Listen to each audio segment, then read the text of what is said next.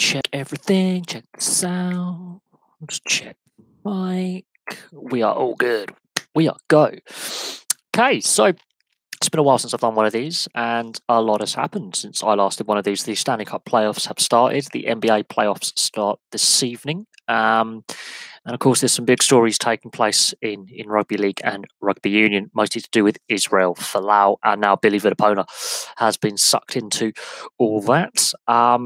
And that's become the most contentious issue of recent times, is the Israel Folau saga, as I call it. It's been going on now for around a year, and he somehow managed to get a contract extension in March until 2022. He was warned about his future online conduct. And yeah, here we are where we are. The funny thing is, all these people are jumping to Israel Folau's defence. I will say this. Over here in the UK, the BBC has told its more left-wing leaning employees and those from the LGBT community to also be aware of what they post online. So every group has to abide by these rules. It's not just people of a Christian persuasion. Every group has to abide by these rules. So this is why I'm sort of, how do I put it? Sitting on the fence a little bit. I'm a bit more on the fence, as in I'm remaining neutral in this. I have friends who are of a religious persuasion, and I have friends of the LGBT community. I'm completely standing on the fence on this one. I have my views on religion. I have, and they won't necessarily be agreeable to everyone. But I'm staying sort of out of it at that point. I'm staying neutral in this debate. And what I've seen is, there are things written into players' contracts about social media behaviour and responsible discourse about personal views. And in their contracts, it does say they are fully open to have their religious views or their views on certain things, but that when it comes to social media, as they are role models, they might need to be a bit more careful about how they word their language and what they put online, and a whole variety of things. And Israel Folau was repetitively warned about his social media conduct before what happened last year and this. So it's interesting. Although in this country, as I say, the BBC has warned those from the LGBT community and those of a more right or left wing persuasion, also their employees, to again watch what they post online in case they inflame the situation of question time. So it's an interesting thought and debating point. The fact that the NRL have come out and said he's not welcome in the NRL. The NRL itself, I don't think, wants any further scandal or controversy around the NRL. And the NRL has had so much chaos this off-season with players and teams misbehaving that they want to avoid any controversial things happening with them. Rugby Australia and Super Rugby have obviously made their position quite clear. But what I find interesting is the only major professional sports league in Australia that he's eligible to play for, the AFL, have said nothing in the last 12 months. They've said absolutely nothing from when he first aired these views a year ago to when he aired them the other day. The AFL have remained remarkably silent on the whole Israel Folau social media saga, whereas Billy Vunipola is one of a minority of rugby players who've come out in support, whereas the majority of players are opposed to what Israel Folau was saying. I mean, ex-teammates have come out and said he's dug his own hole, and he's threatened his own career and the chances of Australia at the World Cup. So that's an interesting side point. And it's rumbling on, and I'm open to discuss the questions. I mean, there's been a lot of comments on the videos that I've posted in the last few days around the whole Israel Folau social media saga, and the fact that Billy Vunipola has now got himself involved, while he may be a Christian, and then it's, Jason Robinson, another famous rugby player, is a Christian. Jason Robinson hasn't come out in support of Israel Folau, which I find very interesting, whereas Billy Vunipola, I think the fact he wishes to support a fellow Christian is totally admirable, but I think his wording may have not been the best. And that's put him in hot water with the RFU and his club. And again, there are things out there of code of conduct. We look at Danny Cipriani, and I equate this in a way to Danny Cipriani somewhat. And I equate this, I'll get to your question in a second, but I equate the Folau situation very similar to Danny Cipriani off-field incident, and I'll say it in that sense. They're both very talented players. They're both I would say Cipriani is possibly one of the best fly halves England have right now. He's not in the squad. And it's interesting. Cipriani's issue is alcohol and misbehaviour and being a wally off the field and being an absolute idiot off the field. We're not disputing that. Israel Folau, okay, his religious views may not be compatible with mainstream Western society. I'm going to put that out there. I think society has shifted away from what it was 50 years ago. I will say this, at no point in the Western world has a Christian been put in prison for their beliefs, but those from the LGBT community have. So society has shifted somewhat. Is it for the better or is it for the worse? You know, that's up for theologians to think about, and university professors and governments and those in positions of civic power. But it is an interesting debate point. Do I think Australia crash out the group stage? It makes it harder for Australia to progress in the tournament. Absolutely, I think. But it's in Israel Folau's new contract that he has to be more responsible with his social media activities, and you know, whether you agree with his religious views or not, or whatever, there is freedom of religion in our society, and therefore, while I want to keep politics off this channel as much as possible, this is the gift that keeps on giving as a story because it keeps evolving. And now that other players have got involved, and there's another disciplinary hearing for another player, it really makes it more complex. And on the Australian playing side of it, not having him there it makes them weaker. Absolutely. Will they have to look at possibly change their selection rules for overseas players? Because there's a lot of Australians playing in Europe, in the Pro League, in the top 14, in the Gallagher Premiership. Will they have to look at overseas players with a special Giteau rule? Would they have to bring that in? Chayka, the coach, doesn't take lightly when it comes to breach of discipline, and this technically is a breach of contract.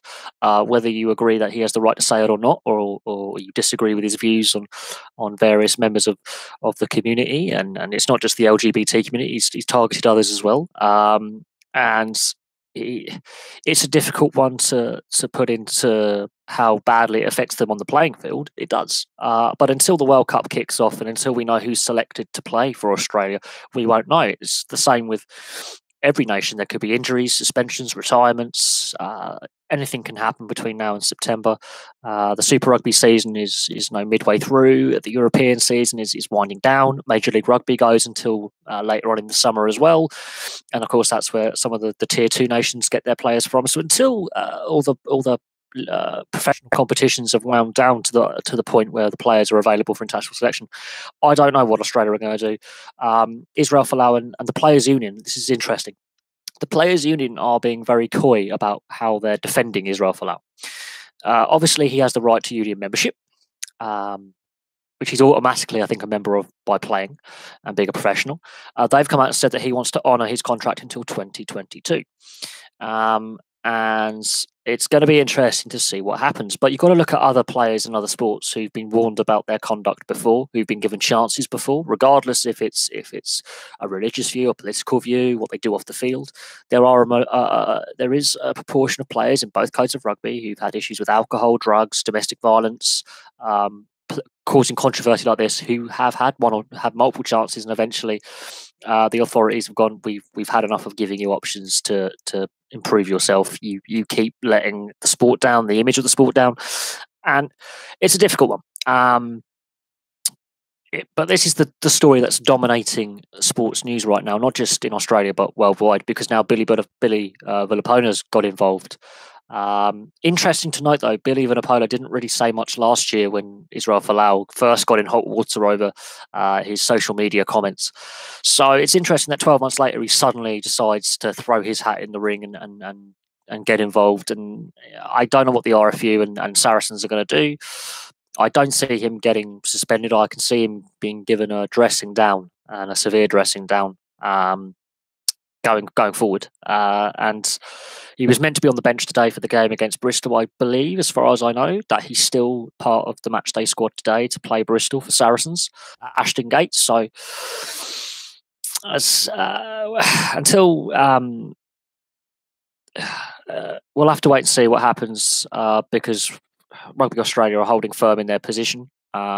and it's divided the people, sports fans in Australia, about what should happen as society in Australia. But it's now reached our shores and become divisive here, and I think, uh, you know,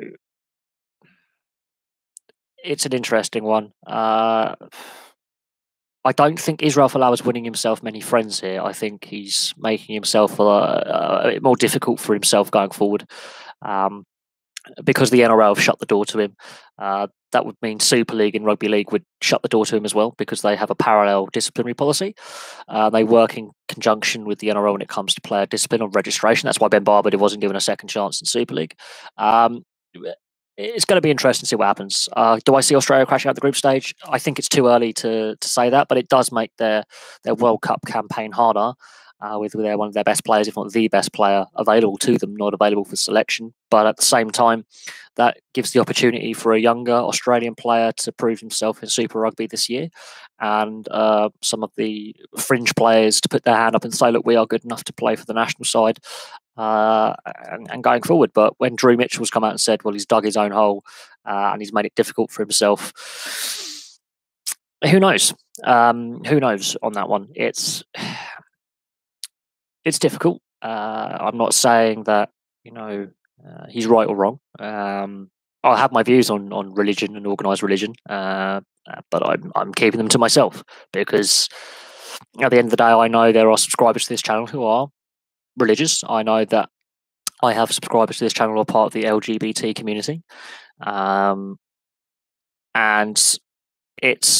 I'm deliberately staying on the fence in this case, because I want to hear what both sides think, but at the same time, I know that I have friends who are both communities, both religious and in the LGBT community. So it's a fine area, and it is interesting, but he's not the first controversial player to play the sport. He's not the first controversial sportsman or woman, to take the field or the ice or the track or the pool or whatever sport you're thinking about. There are many controversial sportsmen and women out there over the years. He's just happens to be the latest one. There's some other controversial figures as well. You just have to look in the NRL and the AFL for some controversial figures who fell afoul of and got in trouble. I think Ben Cousins is the best example of an AFL player who's courted controversy throughout their career for their private life.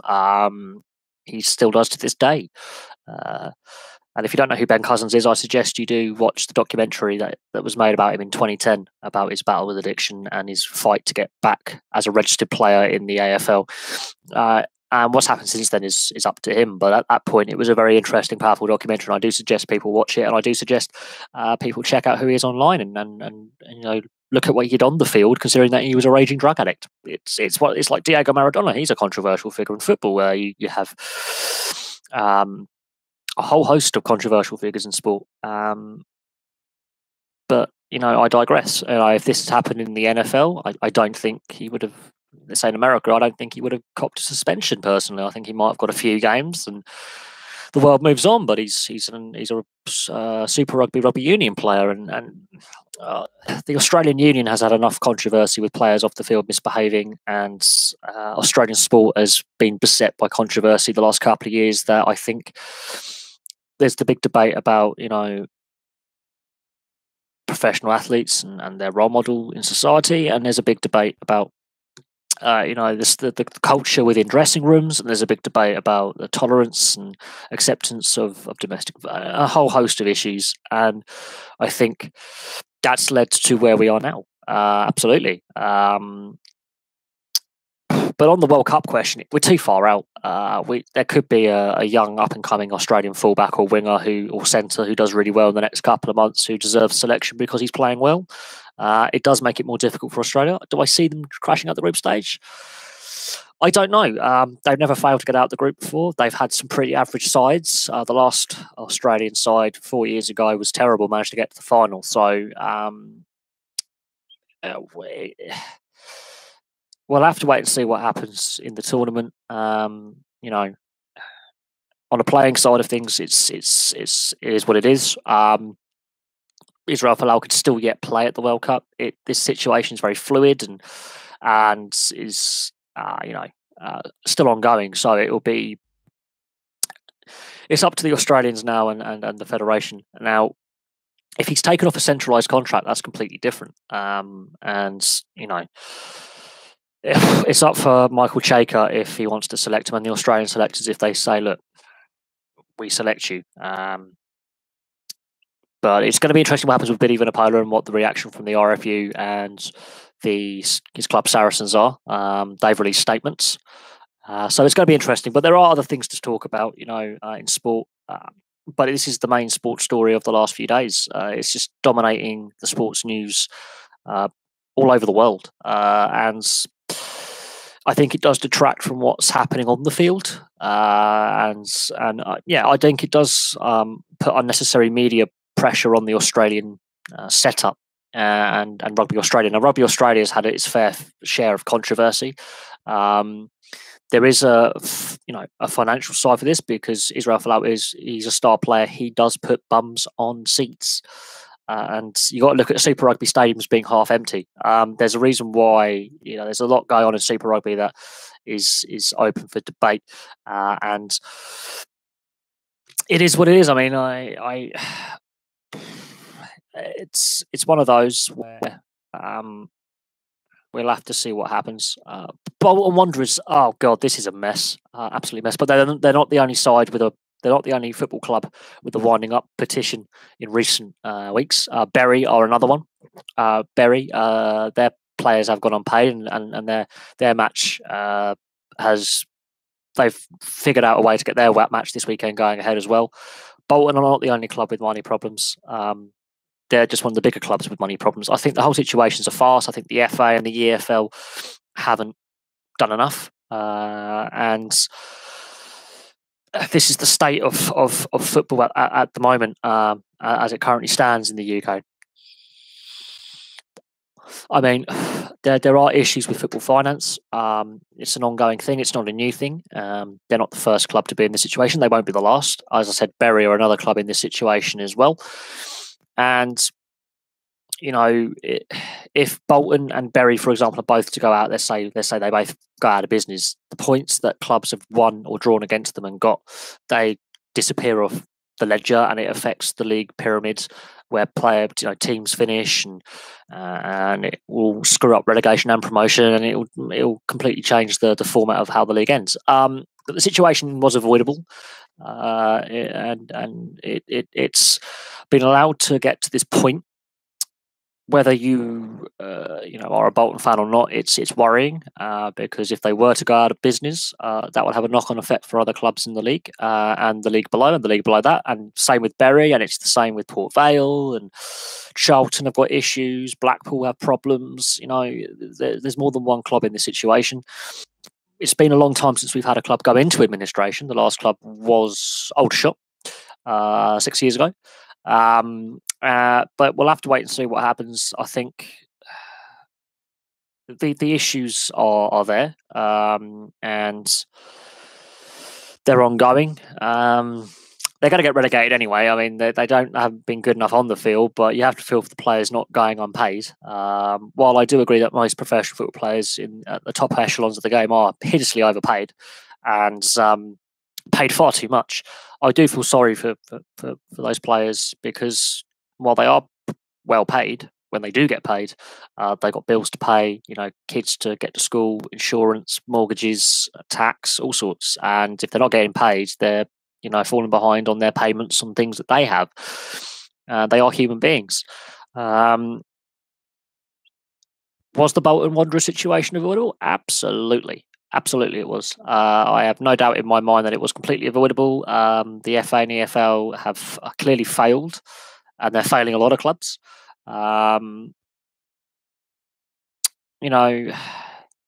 It is a concern. It's the same with Coventry City. They don't have a home ground for next season because of Wasps and the RICO. The EFL have failed a lot of clubs over the years. The FA have failed a lot of clubs over the years. The governance of the game is poor.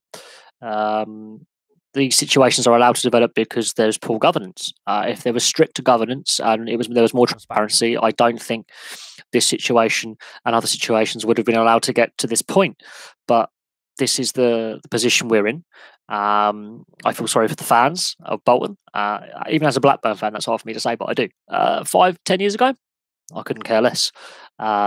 It's Bolton. I'm kind of glad to see a rival struggle, but now, as I've got older and a bit wiser, and I've followed more sport, it's not good.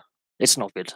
It's actually bad for the sport. If we've been here before with Gretna, we've been here before with Boston United, Chester.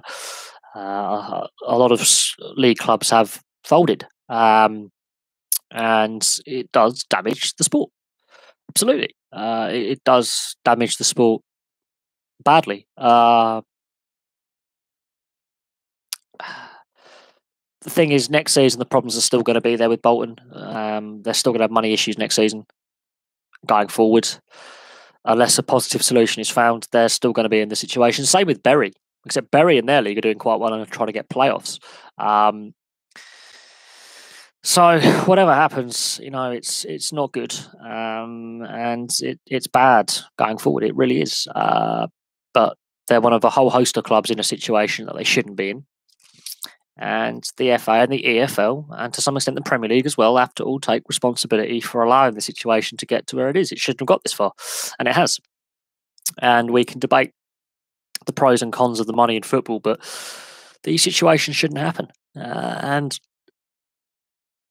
I think these situations are going to become more and more likely to happen with the way the finances of football are structured, and the TV revenue being heavily weighted towards a few clubs, and they want to make sure they get more of that money. Other clubs aren't happy. I don't know where we go from here. I think, if these clubs fail, like Bury and Bolton, it's bad for the game as a whole, because it damages the depth of the game. It weakens, the league pyramids, damages the reputation of the sport. And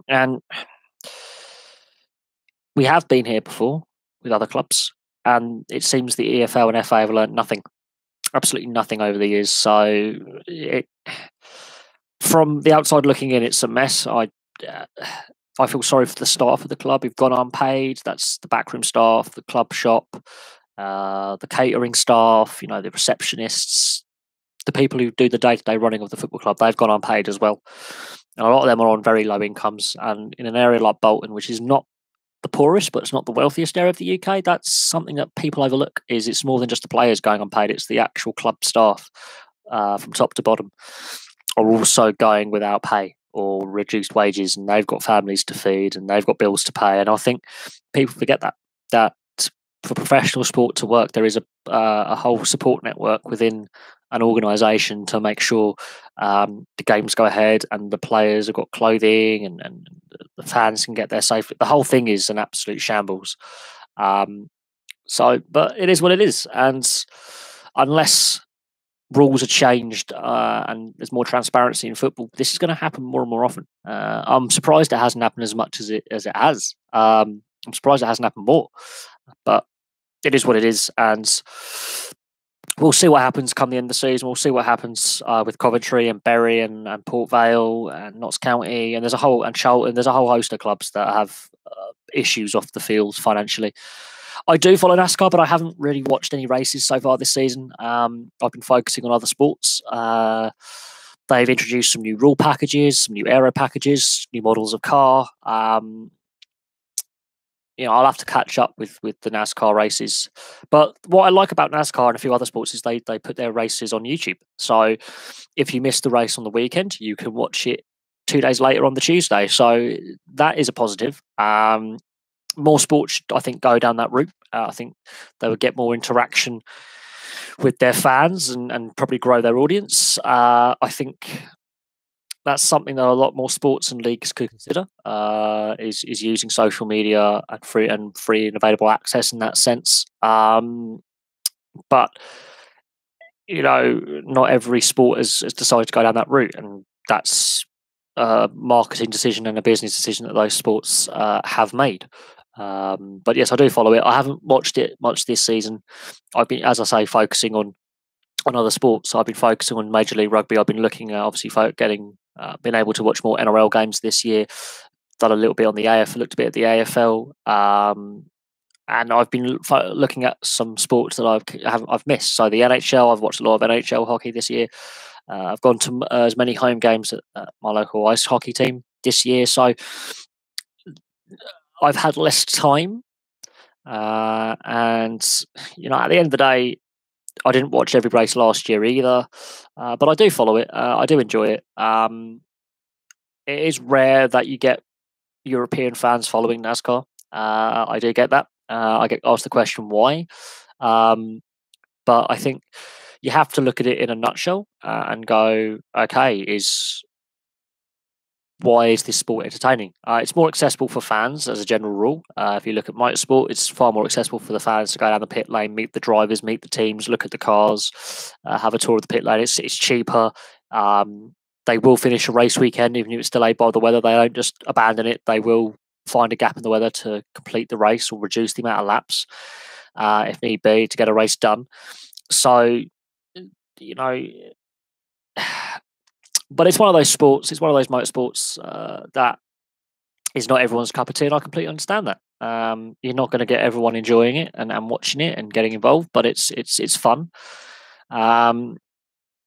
But I've got to catch up on all the races I've missed. I've missed about 6 or 7 rounds of the season so far, which is a bit frustrating, but I've been following Major League Rugby, as I say, the NRL, and a bit of the AFL, and I've been, following other sports and other leagues more than I was last year. So I've got to balance it. It's difficult, but it's one of my favourite motorsports. It's more fun than watching the F1 because instead of having just maybe 1 or 2 lead changes normally in the pit lane, you could see 15, 16, 17 lead changes in a race between 5, 10, 15 drivers. It's a lot more unpredictable and a more even competition, and that's something that F1 isn't. So I kind of enjoy it that way. I like touring cars as well, so I've watched a fair bit of touring cars this so far, which is also fun. I like touring cars; they're kind of fun. Again, it's a more even competition. Anyone can beat anyone. It's kind of fun to watch a more equal competition where it's more down to the driver's skill than the reliability of the car they've got, or the fact they've got the bigger budget so they can put more tech on a car. And it's more simple racing because there's less tech on the cars anyway, which is kind of fun. So I enjoyed watching the opening round of the British Touring Cars last weekends. I caught up on the World Touring Cars. Oh, good God, someone from New Zealand. Hooray. That is crazy that you're up at 3 a.m. You must have something wrong. Interesting, New Zealand. I regularly on my NRL videos, I do discuss the fact that I do think the NRL should go to the South Island in New Zealand. I think it would benefit the competition.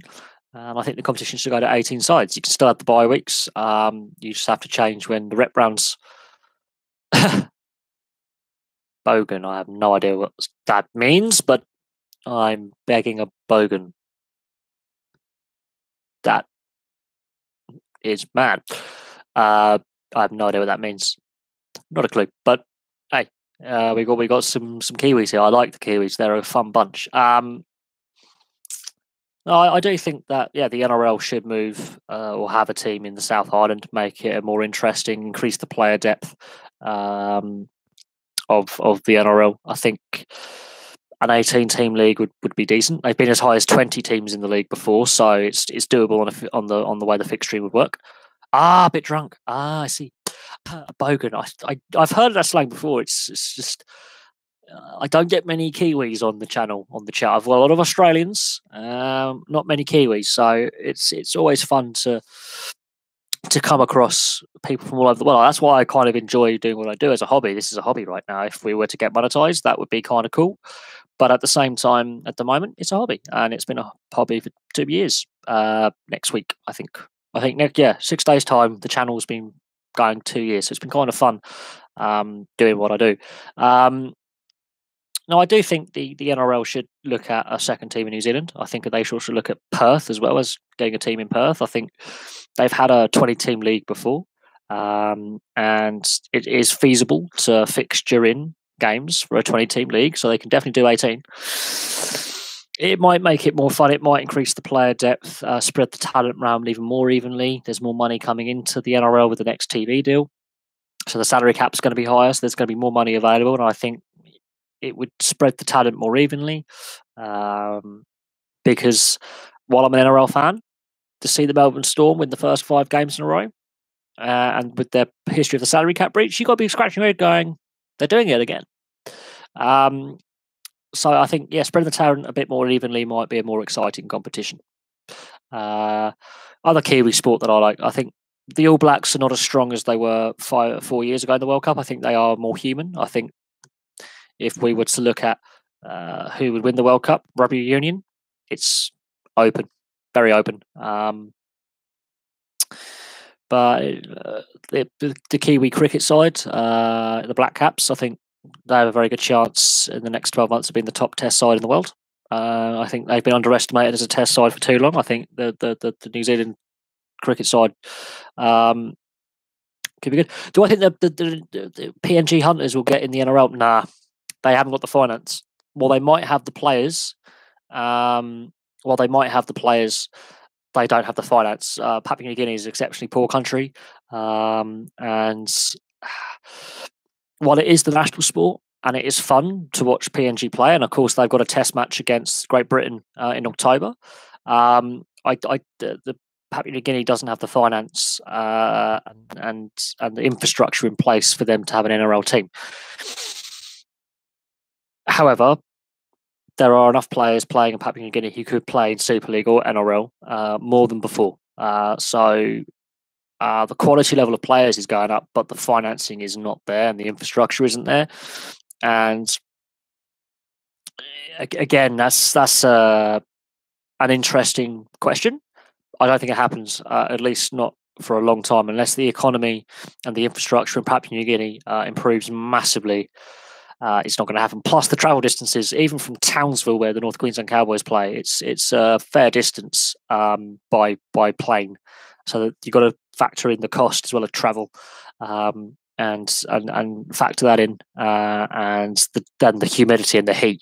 Bearing in mind you're in the tropics there, you're in the jungle. So we saw what happened in the World Cup 2 years ago, how hot it was, and how players were struggling, who weren't acclimatised. You have to bear that in mind as well. To play rugby league in 40 plus degree heat with 80% humidity, it's not healthy for you. It is a challenge, and it's something that is difficult to. But at the same time, they've got the quality level. They're producing the quality players. It's, I think, the finances and the logistics and the infrastructure in place. The knock dog. I've got a friend who's currently in New Zealand right now. From the UK. She's over there for a while on a bit of a working holiday. She's done Auckland. I think she's on the South Island now.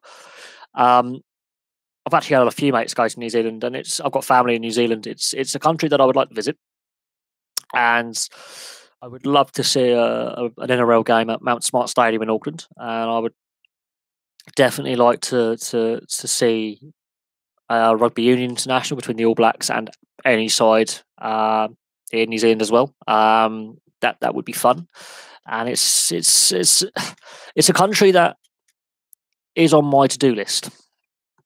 You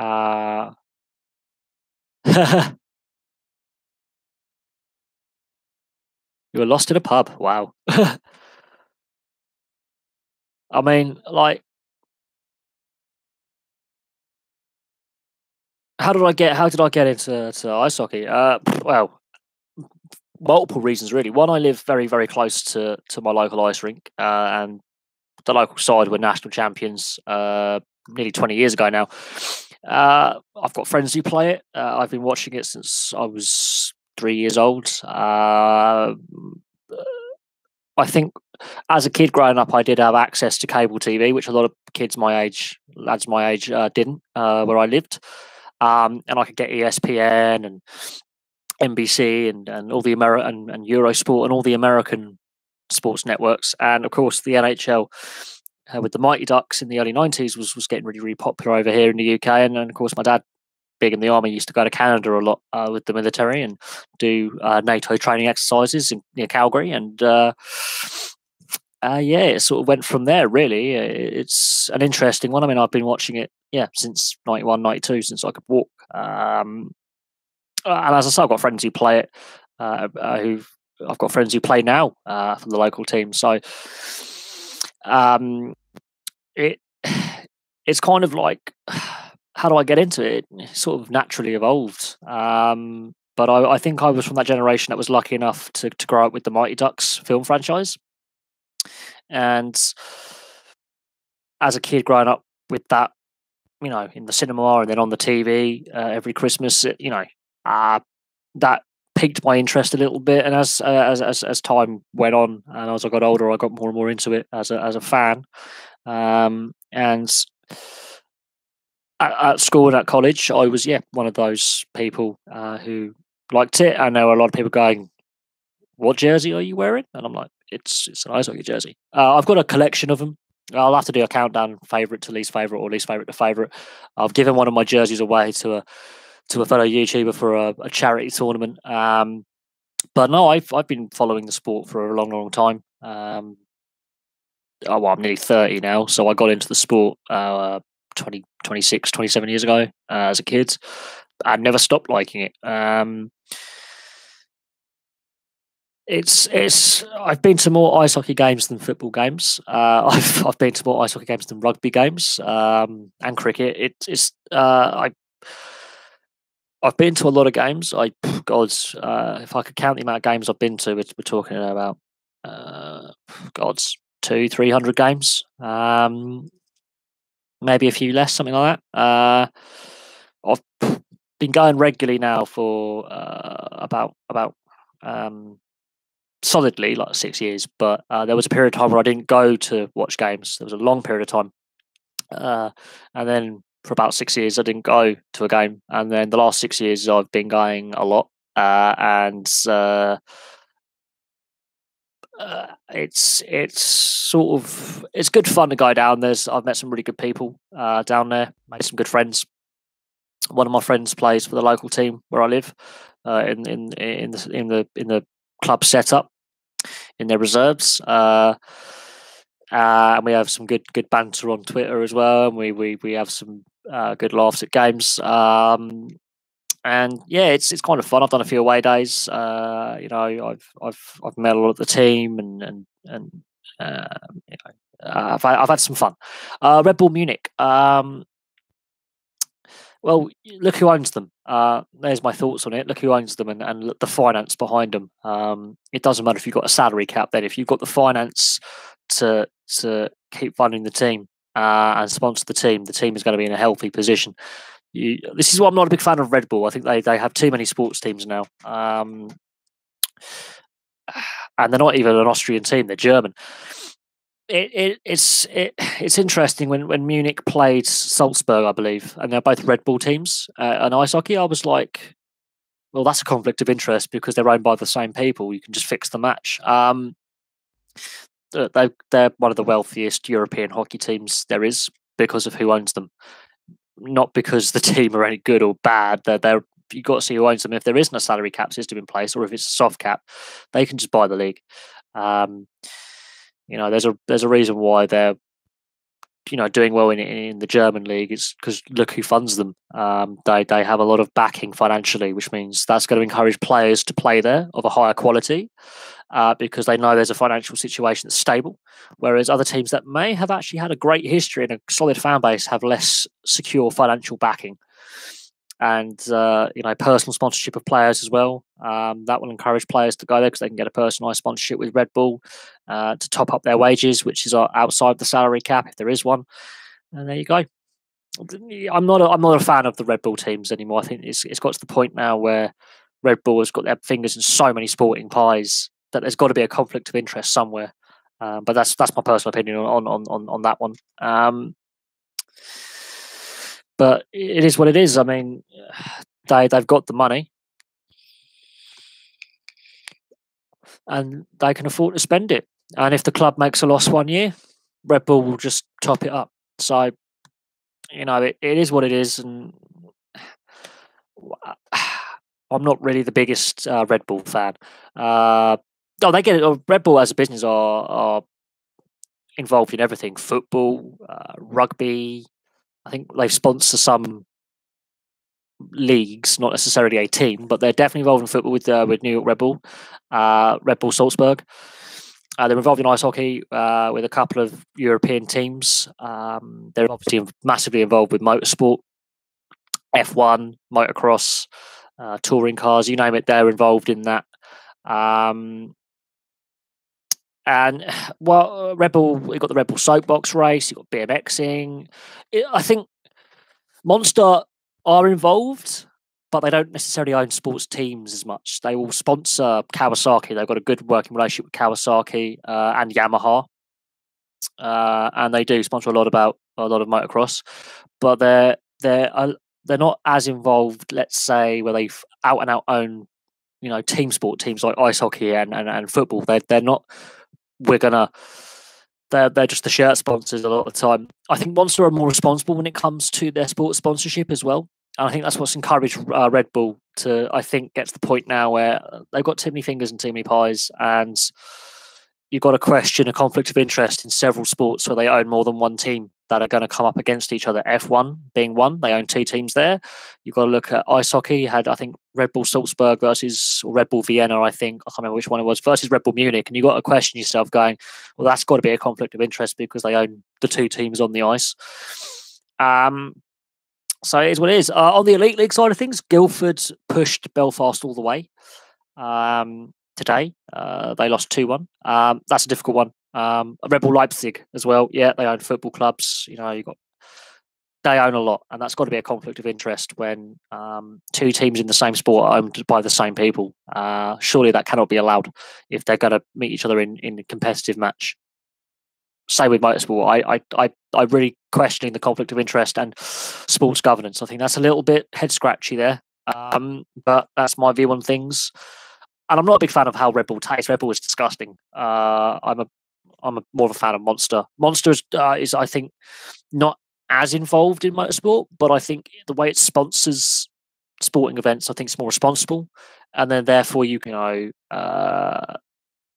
as a company, I think Monster have a better ethical way of doing things. Red Bull is like Amazon. They like avoiding taxes as well, and that's why they're so involved in sport. It's a tax write-off, which they can claim back on a rebate on taxes they don't even pay. That's a whole different kettle of fish.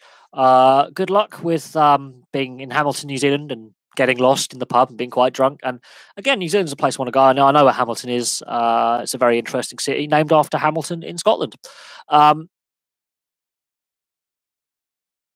Oh God, when you got two teams owned by Red Bull in Salzburg and Leipzig, that's got to be a conflict of interest. Definitely a conflict of interest there. And see you later, knock dog. But no, definitely when you got Salzburg and Leipzig, while they might play in different leagues, they're going to meet in a competitive competition, and they're owned by the same people. I'm sorry, that's got to have alarm bells ringing that we're in the same group, but at the same time, it doesn't matter how far Salzburg and Leipzig get, they could meet in the knockout stages as well. And match fixing is a big thing in sport and a concerning thing in sport. And yeah, I wouldn't be happy with that as a sports fan going, there's a conflict of interest there. But that's just me. The UEFA see differently. Is what it is, really. Not that Leipzig or Salzburg are going to win the Champions League, but there is an opportunity there for a conflict of interest and possibly a little fix. The fix is in, as I say. Oh, look, because the Champions League is no longer on free-to-air TV, obviously I can't comment on how the two matches between Salzburg and Leipzig would have been played, which is interesting. But at the same time, you have to question the fact that two teams in a competitive competition are owned by the same guy playing competitive matches against each other in the same group. You have to question that.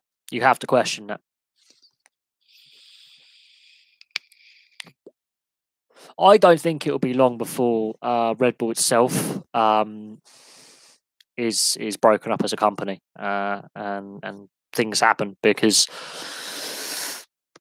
something is amiss there. If whoever pulled those balls out the hat, they could have said, right, no, these two teams cannot be on the same side of the draw. They have to be at opposite ends of the draw then. Therefore, you avoid any kind of conflict of interest if they're on different ends of the draw and they can only meet right in the final or the semi-final, which is highly likely that they would get that far. I think Leipzig are more likely to get further in the Champions League, let's say next season, because they play a higher quality level league domestically, and look how they're doing. They're doing really well in the Bundesliga. It's one of them. I think it's the same with Man City. The owners of Man City own multiple football clubs around the world. Barcelona have got their fingers in many pies as well. It's something that I think needs to be looked at. Is club ownership when you own more than one club. I think that needs to be definitely 100% looked at going forward. But it is what it is. Red Bull have owned a lot of teams, and you have to wonder why. Rather than having one team in each sport that they sponsor, they seem to have multiple teams in the sports that they sponsor and clubs that they own. So there is definitely a conflict of interest there. But we've seen how corrupt football has become and where the money goes and doesn't go, and it's actually no. You can actually have more than one team from the same country in the same group. It's happened before. You can if the holders automatically go in to defend their title regardless where they finish, and you can have more than one team from the same country in the same group. It has happened before. There is a precedent. I believe AC Milan and I think Liverpool as well at times have been from the same country with other teams in their group, I believe, due to league finishing position. It's a complex thing, but it has happened before, and so happened in the old UEFA Cup, now Europa League. It has happened before. Not 100% certain, but I believe it has, and I believe there is precedence there. But the fact that they own more than one team, it's. I think it happened with AC Milan a few times, and it has happened with Liverpool. I believe. It's happened with a few Spanish clubs as well, I think. I think it's to do with where you finish in the league, because you can win the Champions League but not qualify for the Champions League that same season because of league position, but you automatically have to defend, so they have to give an extra position to the league in which you play, or they used to. So I think it has happened before, but there has to be exceptional circumstances for which it to happen, and there's special dispensation. It's complex. It's also to do with the UEFA coefficient. But I think it has happened before, and I think there has to be certain things in place about why it's happened. I think AC Milan and Liverpool, because of their league position where they finished, they might have won the Champions League or whatever, or won a domestic cup competition where they went through the qualifying rounds to then get back in the Champions League. And of course, that throws up the qualification positions for various things. I think they've changed the rules now, but I do believe it has happened in the past. But that is an interesting point. But the fact, that Leipzig and Salzburg are owned by the same man, they're in the same Champions League group, that has to be a head scratcher. That is a head scratcher, and I think that's something that needs to be looked at. And I think Red Bull might be forced to sell some of their sports teams down the line. I think there'll be enough pressure put upon them to go, hang on a second, you've got too many fingers and too many pies. You might have to sell things off.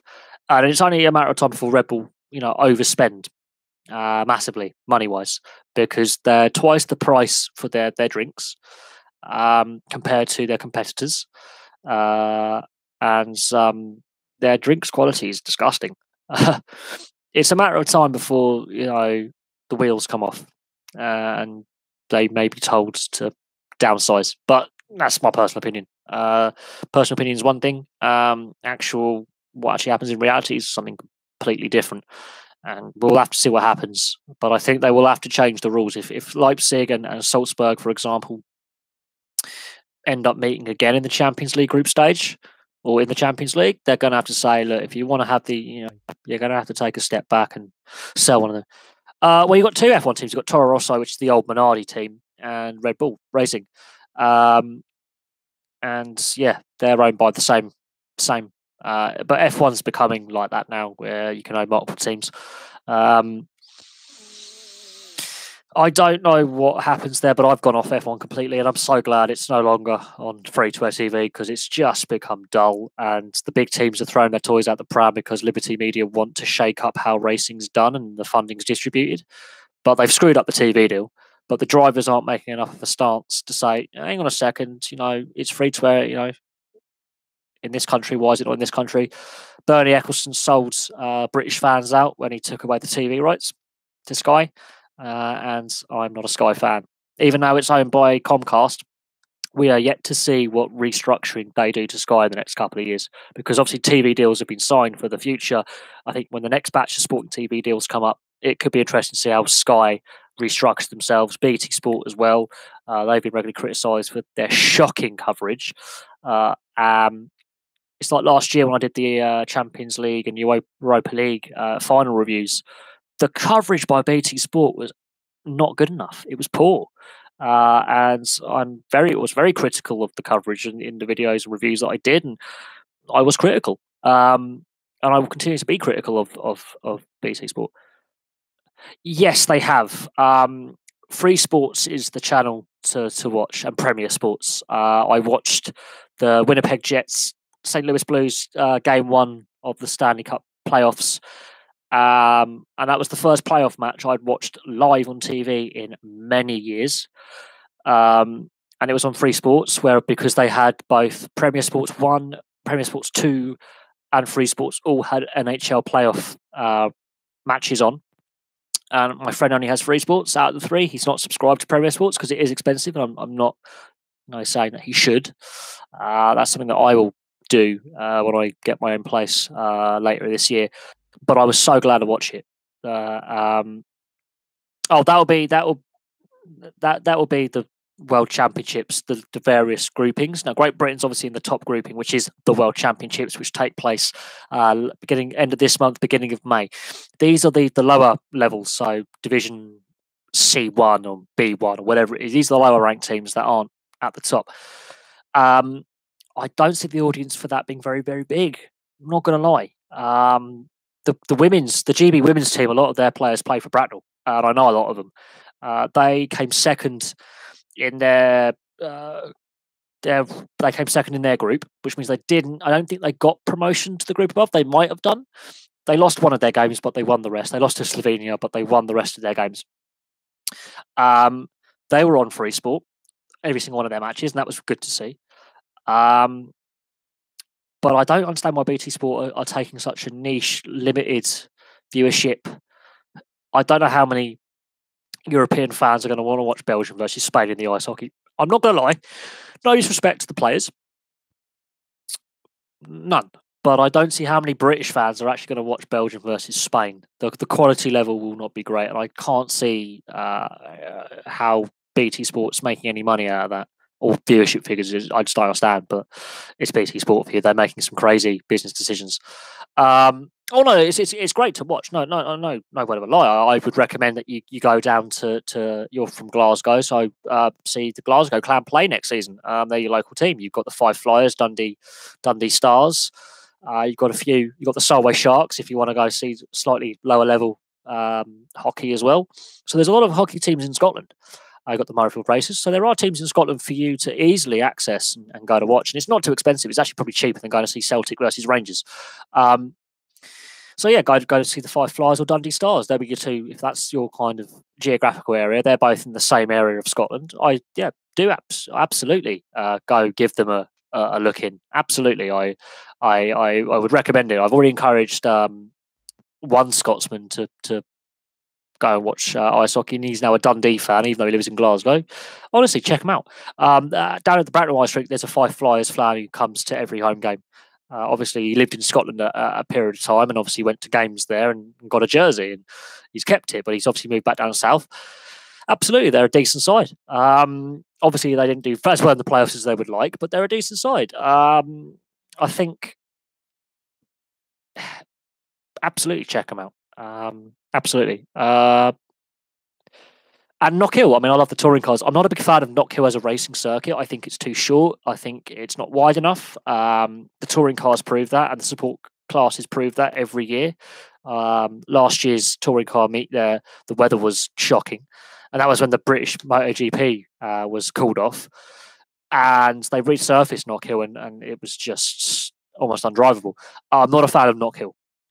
I am not a fan of Knockhill. Not because it's not exciting. I think the way the track is laid out, there's not many overtaking spaces. And I don't, it is what it is.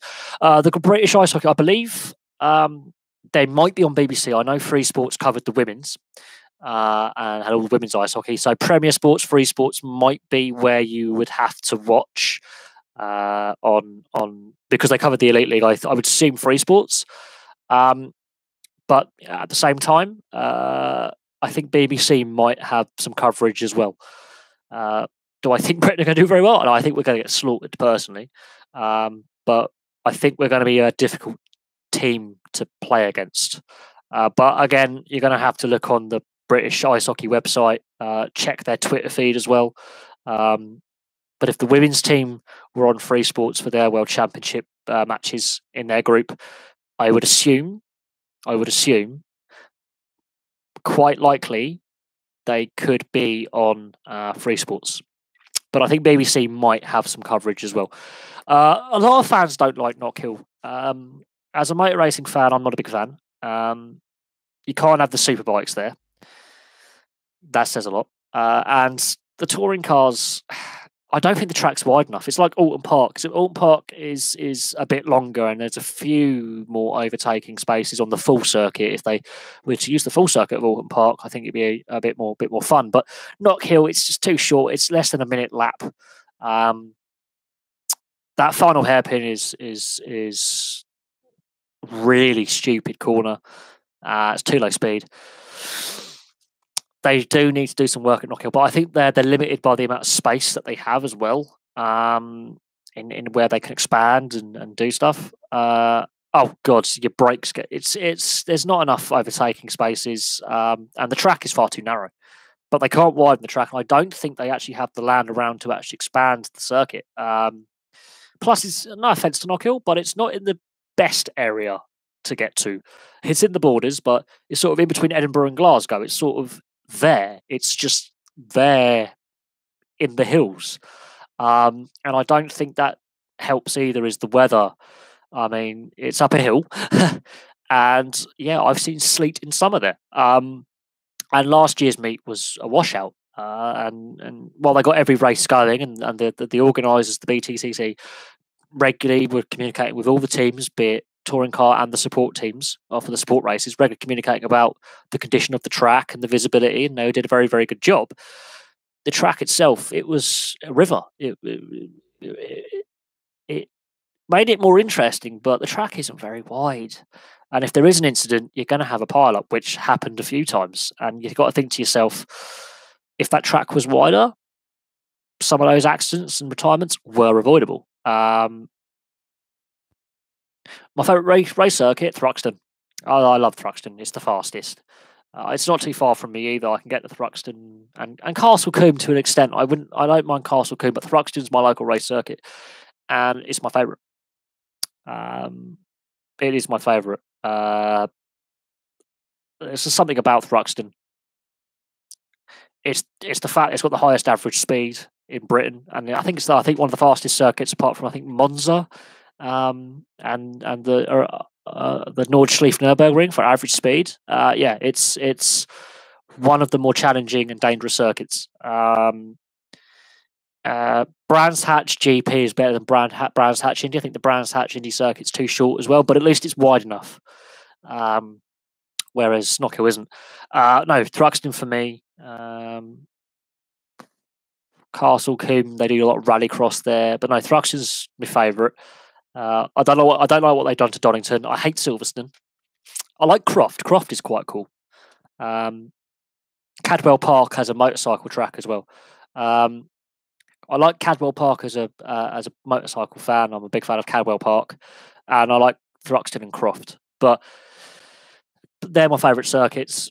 Unfortunately, two of them are in Yorkshire and not very accessible for me. But others, if you're up north, Cadwell Park and Croft, I would definitely say give them a look in. They're quite cool. Suzuka, I prefer Motegi, but Suzuka is a dangerous circuit. I'm not gonna lie. Suzuka is an exceptionally dangerous circuit. It's claimed many lives, and I'm not a fan of Suzuka. It is Honda and I think Toyota's test track. I think it's either Honda or Toyota own the track, so they do a lot of testing there. But it's one of those circuits where I wince every time a race takes place there. I used to hate watching the World Superbikes there. I used to hate watching touring cars there. F1. I would shut my eyes sometimes watching at home. It's not a safe circuit. It has claimed lives. A lot of drivers and riders have been severely injured there. MotoGP doesn't go back there. Hasn't been back there since 2003 over safety concerns.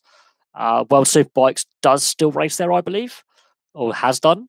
But that is a very, very dangerous circuit. If you play on, it's more than intimidating.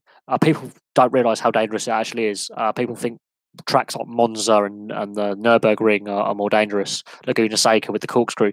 Suzuka is a killer, and people don't realise because it's actually a more modern circuit. It's a newer circuit. The Nürburgring is old country lanes that will turn into a race circuit. Thruxton, old airfield.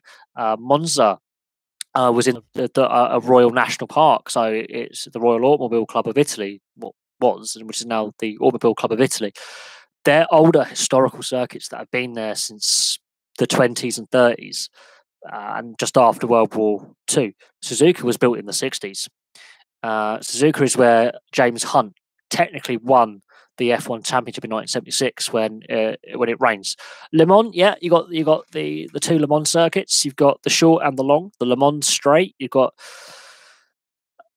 Imola. Imola is actually not in San Marino. It's actually near Rimini. It's near Mugello, and I've been past Imola. I've seen it. Imola is again a killer. There's a reason why F1 doesn't go there. They tried to make it safer. They made it more dangerous. No, Tamburello is a terrifying corner. Imola's killed a lot of people. Senna, Ratzenberger, nearly killed Barrichello, and that was all in the space of 3 days. No, Imola is a lethal racetrack. There's a reason why F1 doesn't go there. Touring cars still go there. Motorbike. Oh, actually, it was 3 fateful days. Barrichello was on the Friday in free practice. He landed on top of the barrier and broke his back. Ratzenberger was on qualifying on the Saturday, died. And Senna was on the Sunday in the race. I think lap 4, I believe. I think it was lap 4 or 5. I remember watching it. They should, as soon as Barrichello had his accident, they should have actually had a driver's safety meeting. And money spoke. Money was put ahead of safety that weekend. As soon as Ratzenberger's crash happened, I think they should have abandoned the race weekend. But they didn't.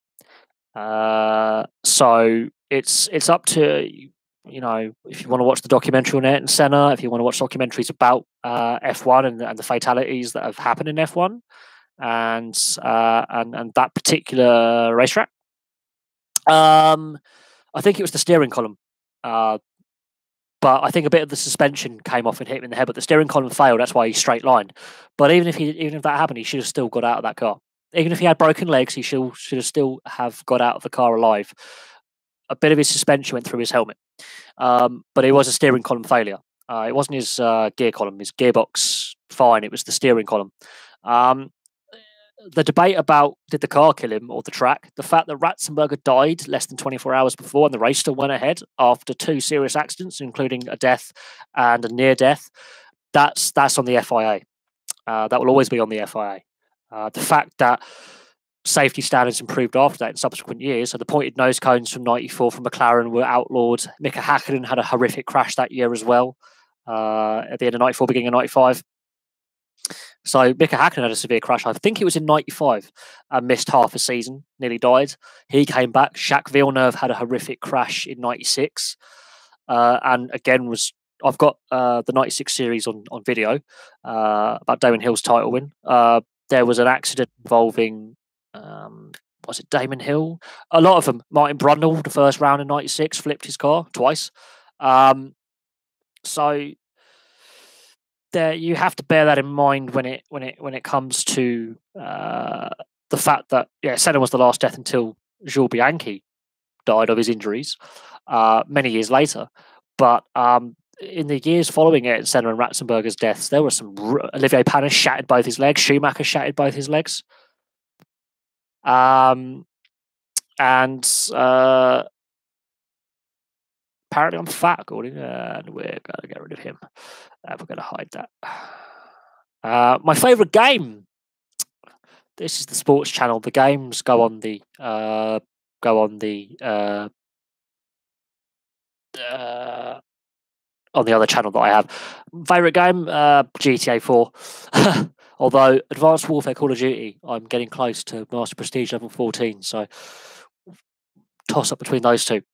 Yes, Champions Corner at Montreal, that has claimed a lot of accidents, a lot of crashes there. I think you have to look at certain racetracks.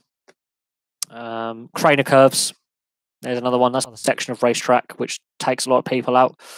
Deer Leap at Croft, or is it Alton Park? You've got Cadwell Park's got some crazy corners. Monza's a killer of a track.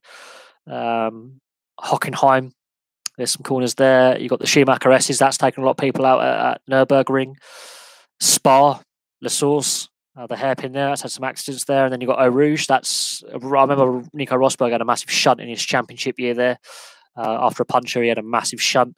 I forget who was there. Was a Ligier driver, or I think he was racing for Prost at the time, who got trapped in his car for about an hour during a race at Spa, I think in '99, the same year that Schumacher broke both his legs, and I think when just before Olivier Panis broke both his legs. I remember Luca Badoa flipping his car at Sao Paulo, Interlagos. Pedro Diniz, his car blowing up after a fuel stop. There's been a lot of incidents in F1. Timo Glock at Suzuka, 1 year he slammed into the pit wall. There's been a lot. There's been some pretty bad ones. Raikkonen at Silverstone a couple of years ago in the Ferrari, where he crashed into the bridge and bits of car going all over the place. Alonso, I think in Melbourne last year. There's been some big ones. There's been some massive, massive accidents.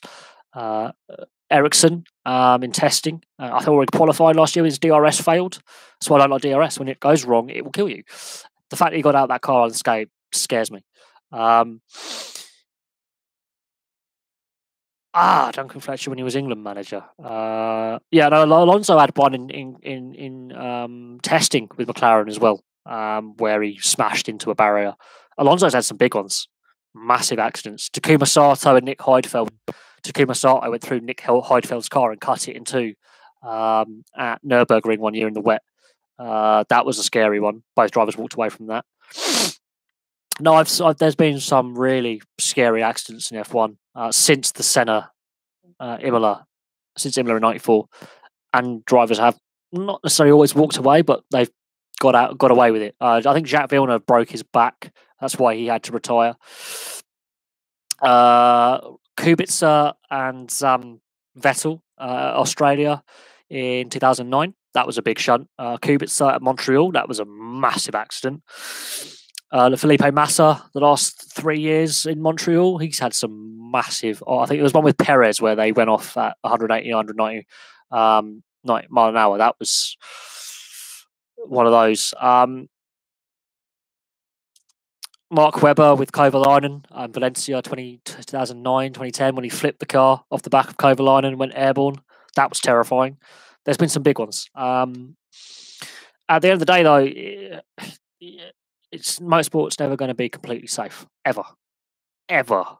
There's always going to be that element of risk. Billy Munger's accident last year, he lost both his legs at Donington. That sticks with me. That was a very innocuous shunt, actually. I didn't think it was actually that bad. But that raises questions about the structural integrity of the Formula 4 cars, but he's still racing with his prosthetics. So he was Zanardi, IndyCar, his car, he lost both his legs. So, there are a lot of people who are exceptionally lucky when it comes to the accidents they've had. Justin Wilson, tyres the head. Surtees' son, tyres the head. So, you're not always as lucky as you think. I'm not a big fan of single-seater racing either. I don't like single-seaters. Those cars are so unstable with the aero. You can drive them upside down, but they're actually also inherently unstable, much like a fighter jet, so they are nimble. When you get it wrong in one of them, it's very hard to save yourself from an accident. I prefer stock cars, touring cars, and GT car racing over single-seaters. I'm not a fan of single-seaters. I never have been.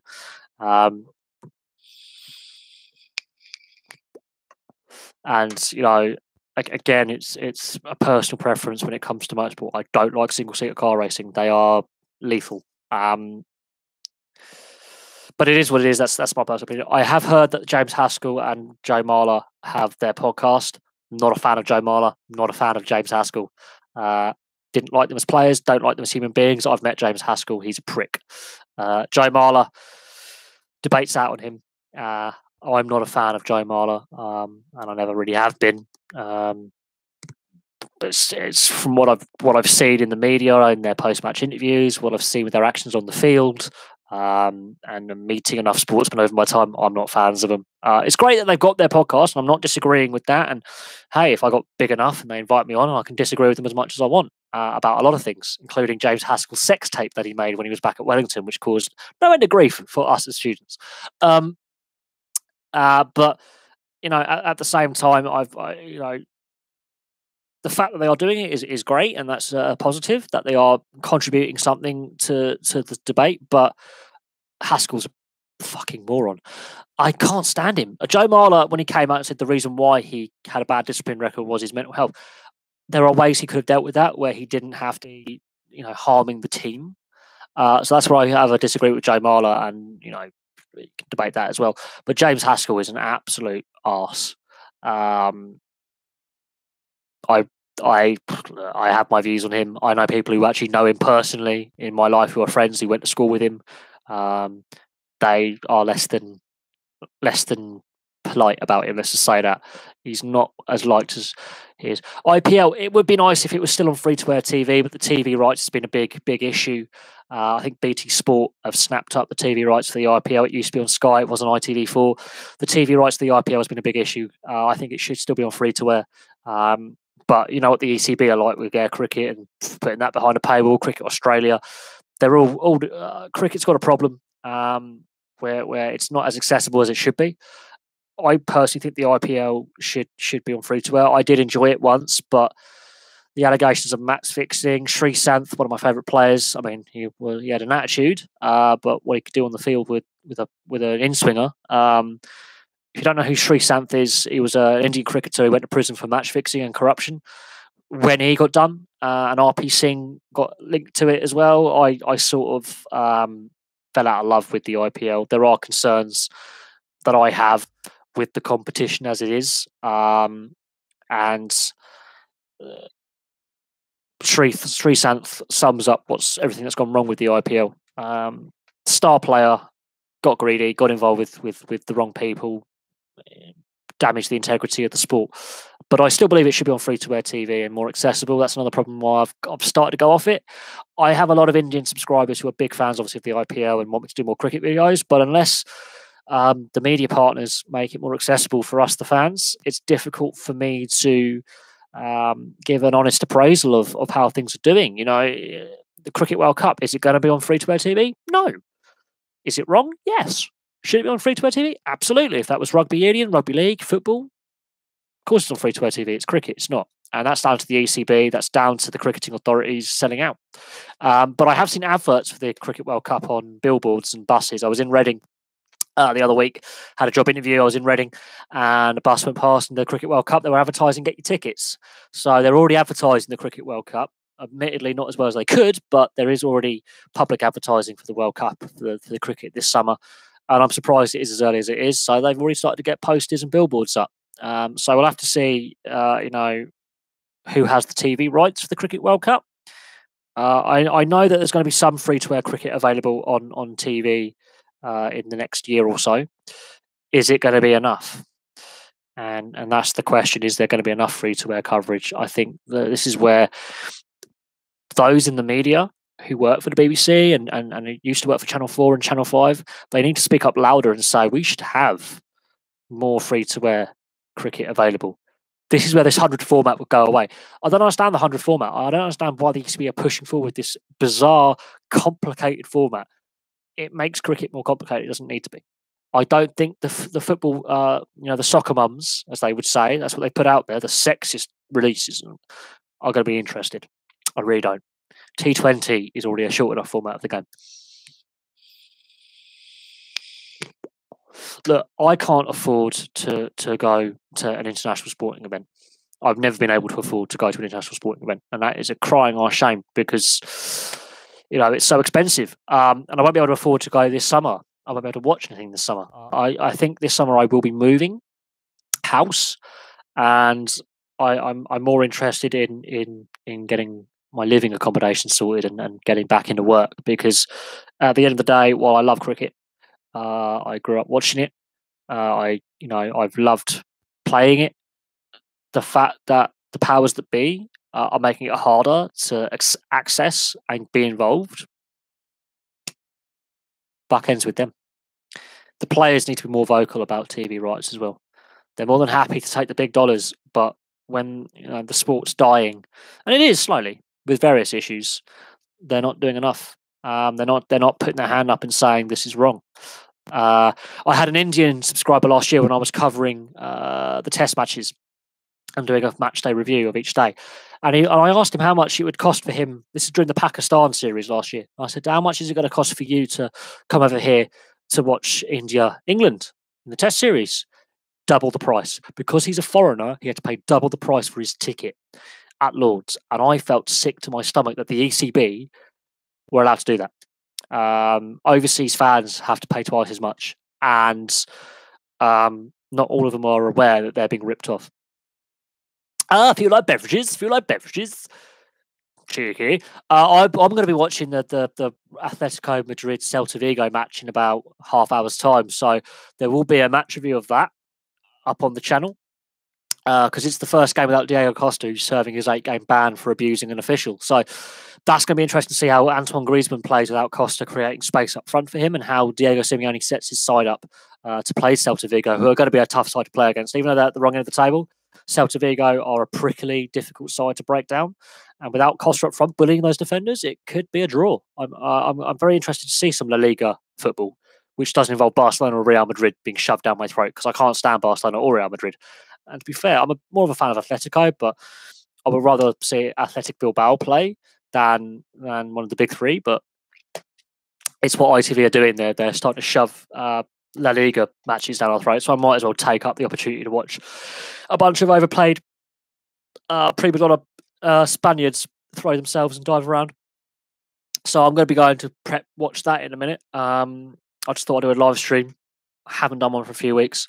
There are some other things happening as well. I'm got an interview Tuesday, so I might have a new job by the end of the week, which could mean late hours, long days, and that could be interesting. I've been offered two different shift patterns. I haven't had the interview yet, but I've been offered two different shift patterns: regular 9 to 5, or the 12 till 9 shift. Now, the 12 to 9 shift means I get about 3 to 15 grand a year more.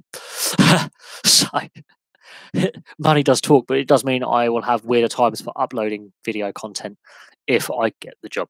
There is another job elsewhere, which is not an office job; it's a factory job, and again, it means less daytime.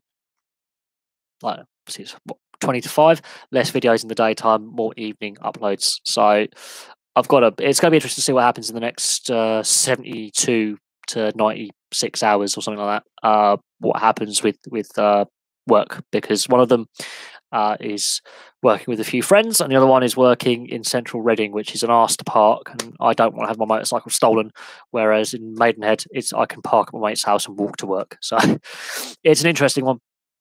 But any more questions from anyone, because I'm about to wind this down. We've been going for over an hour now, and I want to get ready and watch the La Liga match between Atletico and Celta Vigo. That's going to be fun. I've got to see what all the hype is about. People say La Liga is a brilliant league to watch, and I want to see what all the hype is about. I don't think it's as good as people claim. Any more questions? We've definitely covered the Israel Folau saga. We've covered that to death, and I'm getting a bit peeved off with the Bible bashers leaving comments on my channel now. This is why I've sat on the fence. You know, but I've covered the Israel Folau, and that's the big story. Obviously, we have to wait and see what happens to Billy Vunipola. And it's interesting that Jason Robinson hasn't come out and said something in either criticism or defence of either side. That's interesting, as I know he's a Christian, and he's very open about his Christianity. Is Jason Robinson. Very interesting that he has not said anything. But we'll have to see what the RFU and Saracens do with Billy Vunipola, and we'll have to see what happens with Israel Folau and the meetings he's having with the players' union, because he says he wants to fulfil his contract. But for all those conspiracy theorists saying that he wanted to get a better contract elsewhere, if he moves to Europe, he can't play in the World Cup. Selection rules, and it is what it is, unless he moves after September. So it's all up in the air there. Right, if there's no more questions, I'm going to call that a day. Thank you very, very, very, very much for all your questions. It's been a kind of cool little live stream. And yeah, the ticketing with the Cricket World Cup has been a farce, but I have to look at how the Indian fans last year, the Pakistani fans last year, were treated when they had to pay double what an England fan would have to pay for the 2 Test series last year, and that's the EC being wrong. But there we go. Anyway, I'm going to leave that there. Thank you very much for watching. If you're paying attention, there will be a match review of the Celta Vigo Atletico Madrid match coming up later on this evening after the game. And I will look at some other bits and pieces as well. And if you're an NRL fan, there's more NRL videos coming later on this weekend. Obviously, Cameron Smith now getting the points record. I'll do a video on that. And we'll go from there. So thank you very much for watching. And I'll have some more videos for you very soon. And